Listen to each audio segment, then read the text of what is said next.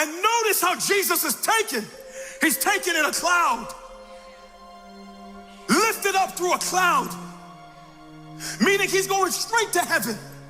And clouds are not just beautiful things we see in the sky. Clouds in the scriptures are synonymous with God's presence.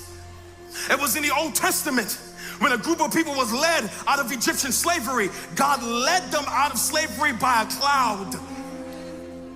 When they built their first tabernacle, he sat on top of that tabernacle in a cloud. When he called Moses to the top of Mount Sinai, he came down and talked to Moses in a cloud. In fact, the book of Exodus, the very last verse says, the cloud of the Lord. So when we see clouds in the scripture, they're often synonymous with God's presence. When I look up in the sky and I see clouds, I don't just think about things that bring rain. I think about God's presence. And so we understand that clouds represents God's presence. And because of that, Jesus was taken up by God's presence. Where's he headed to? Straight into heaven. Verse 10. And while they were gazing into heaven, as he went, behold, two men stood by them in white robes and said, quote, men of Galilee, why do you stand looking into heaven?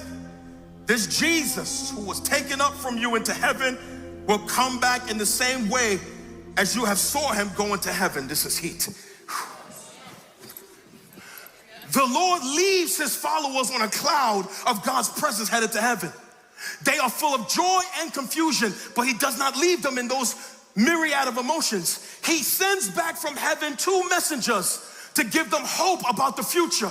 He does the same thing for you and I. That oftentimes when we're dealing with tough emotions, the Lord will lean into those emotions to send you the help that you need in that moment. He does not abandon them in the moment, but sends back two angels to speak to them and give them a message. Angels in the scriptures, they teach us, are both ministers and messengers. They deliver words from God and they help God's people. In fact, the scripture teaches us that the angels help to minister to you and I who are servants of the Lord. You can't even imagine how many times you've been helped by an angel.